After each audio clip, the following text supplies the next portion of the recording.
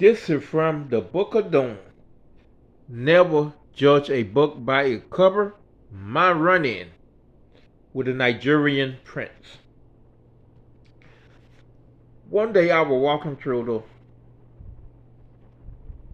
recreation hallway where you have the recreation room, the nurses, and the lunchroom. All glass. So when you walking by, you can see inside the room. And I saw a dude named Nigeria playing ping pong with this little white dude, you know. So I called next, Nigerian beat the white dude quick. And me and Nigerian playing. And I never got beat that bad. You know. The only people used to beat me were just a few like Jeff and maybe Larry Blackman and Kurt. They beat me and so you go back and forth. But I could never beat Kirk or Harley Jeff. I beat Jeff every once in a blue moon, but that was it. But Nigerian beat me like I stole something. So after I lost, Nigerian said, next. The little white boy come up to me, trying to get the pedal. And I say, boy, you don't get out my face, I know something. Boy, get out my face. So the little white dude ran. Nobody in there but Nigeria and me. And I said, hit the ball, Nigeria. No. You need to follow the rules. I said, Nigeria, ain't nobody in here now. Hit the ball, man. No. You must follow rules like everyone else. When I beat the white boy, he handed you the pillow. Now I beat you, and you no hand him the pillow. I refuse to play you. Now I said, man, you keep talking about that damn white boy, man. Hit the ball, ain't nobody here but you and me. He said, you must follow the rules. So now I'm chasing him. He running with the ball holding it in the air, all over the game room. Now people walking by looking, they don't know what's going on because they ain't never seen nothing like that, man. And he just running with the ball up in the air. And next thing I know, I'm on top of him. And I'm like, give me the ball, Nigeria. Give me the ball. I refuse to give you the ball and I refuse to play. Next thing I know, he was so strong, he smashed the ball. And it flat like a quarter. And I'm saying, I think I done been with the wrong brother. So next thing I know, they pull him off and they say, Doom, the teacher coming. You know they catch you again, you kick out of school forever, Doom. Run, run. So I'm running. It was such a big crowd that whoever was coming, the professor or dean, whoever it was, they didn't see me come out. They didn't see me because the crowd was so big because everybody ran out of the lunchroom because they thinking another doom fight. So I get to my room and my head like, oh my God, why can't I just be normal? Why I keep getting in trouble? You know what I mean? So that was a Friday. So I figured it's gonna be them calm down after the weekend, everything back to normal, right? So I go to class Monday. Then that Tuesday come. I had the weird feeling. So I went in the lunchroom and everything just was weird. So I go to my room, I took my lunch in my room. So Jeff come to my room. And Jeff looked like he just lost his best friend. And I'm like, Jeff, because he in a trance with water in the eye. Oh, bro, everything all right? I think you done messed up this time, dude. I said, I ain't even do nothing today. I ain't even do nothing yesterday, bro. What you mean I done messed up? I said, you don't understand, dude.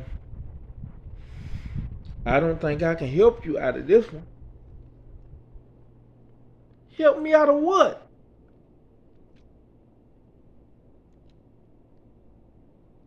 He say, it's a king and a queen on campus. Everywhere they walk, people roll out the red carpet and throw rose petals.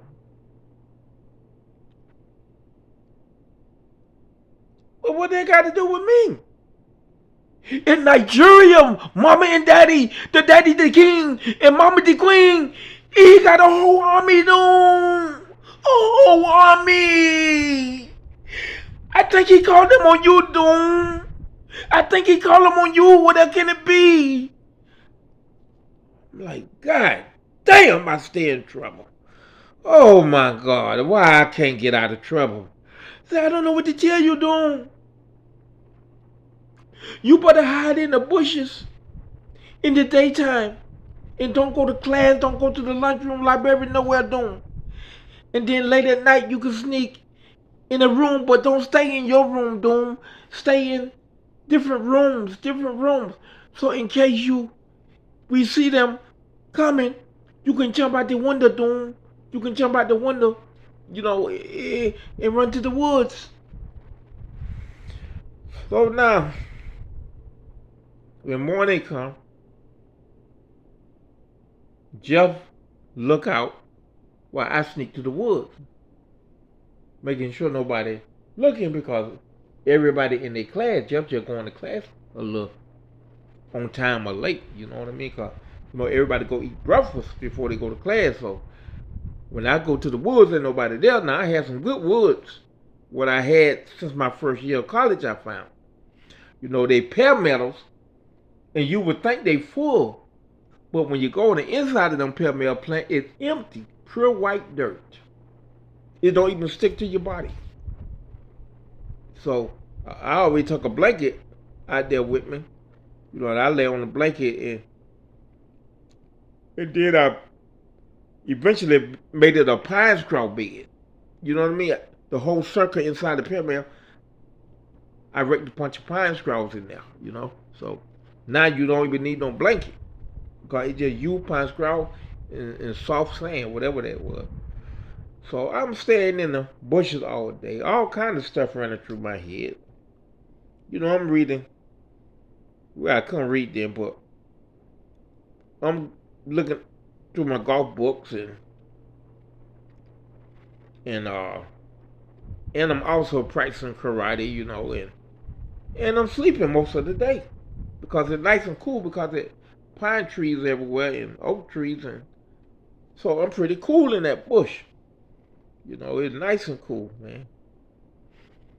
So at night come, I sneak in a dorm.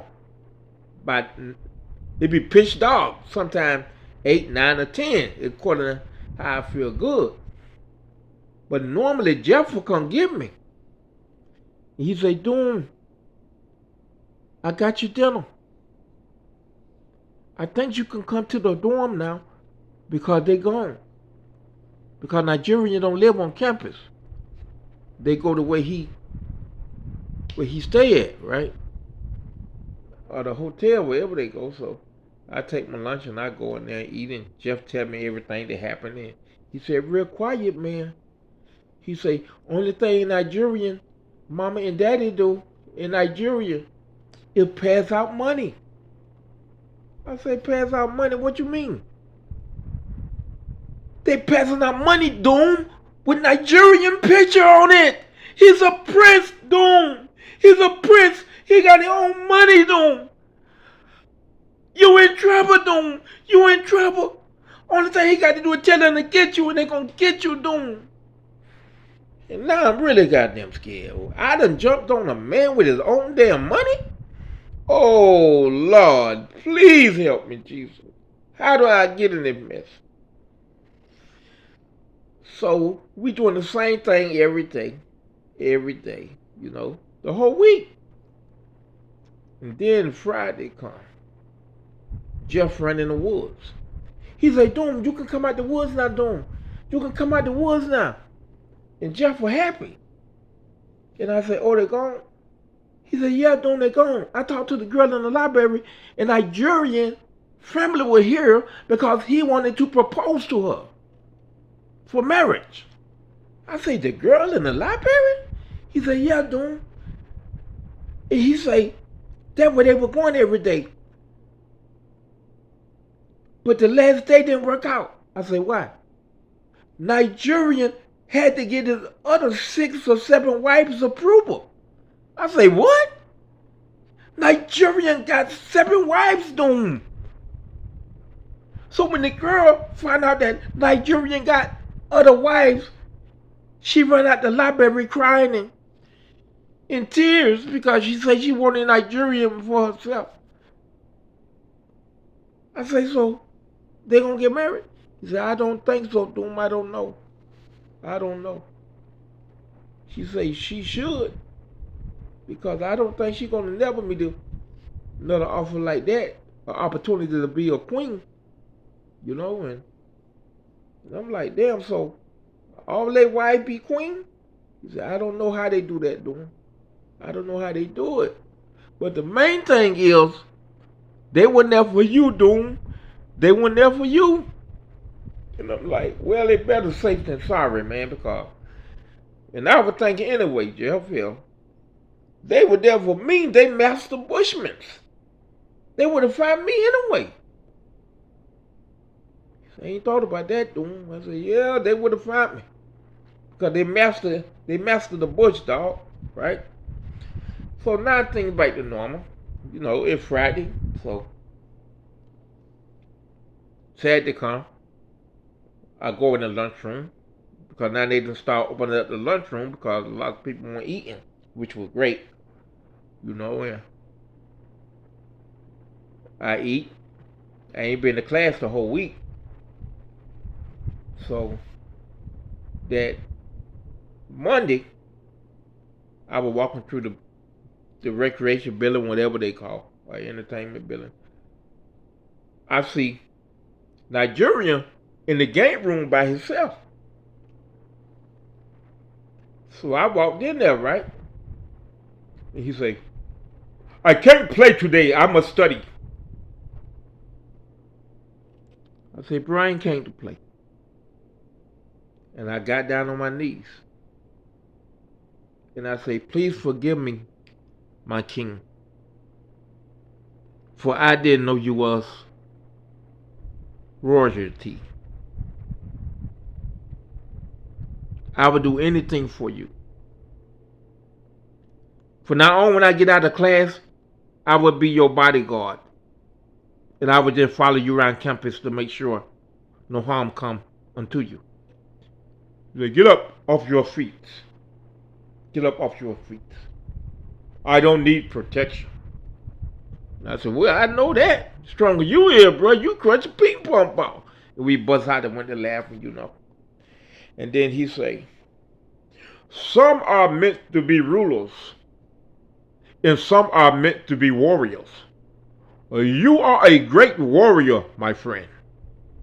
I see you fighting the white devil with sheets on their head week after week, as the other African Americans just run away. And if they don't run away, they just watch you fight 5 and 6 guys week after week. Why don't they help you? I don't know, man. Say, aren't you scared? I say, yeah, I'm scared, but I got to do what I got to do. I say, you don't understand the situation. If I don't fight, I die. He said, well, you're not no regular warrior. You are a great warrior. And not of average. I say, well, thank you, sir. I appreciate that. And I say, you sure you don't need protection? He said, no, I need no protection. I protect myself. But you be careful because I heard that them guys are very, very dangerous and they have guns. So I say, hey man, how you handle all them wives, man? And I forgot what he said, but I think he said, would you like to come to my village and pick out 3 wives of your choice? And I said, man, I can't even handle one. I be drunk every goddamn day, bro. I can't handle one woman, bro. I don't know how you handling 6 or whatever many you got. And we both had to went to laughing. And I say, you know what, man? I'm probably in your village. You say, no, I don't think so. It'll be a long shot. I said, man, you and my daddy twins. I said, that's probably why I got mad, bro. And we went to laughing. I say, because, African Americans are from Africa. Our ancestors just were taken in slavery. But it's a good chance you my king, sir. So, after that, I never see Nigerian that much. We see each other passing by. We always tilt our head, right? That's how we say hi, Joe.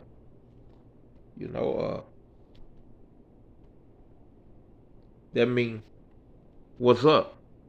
Good morning or good afternoon. Hi. But we never talked too much more after that. And I wish I would have remembered his name because this is a good story, but I'm quite sure 100 years from now the historians will dig up everybody's names and see who was what and blah, blah, blah, blah. I say 100 years because the college said I won't be famous until 100 years after I die. The White House say I won't be famous until 100 years after I die. And that's just my luck. Because everybody else get famous, they get famous right there. But with me, I got to wait 100 years after I die. That's why I ain't want to write no book. That's why it took me 40 years to even start writing. Because I figured I'd be dead by 40 years. So since I was still living and wasn't working, I said, what it going to hurt just to go to writing? And 40 years after I couldn't work no more, I took a DNA test. I just wanted to see. And I'm like 3 types or 2 types of Nigerian. I'm Nigerian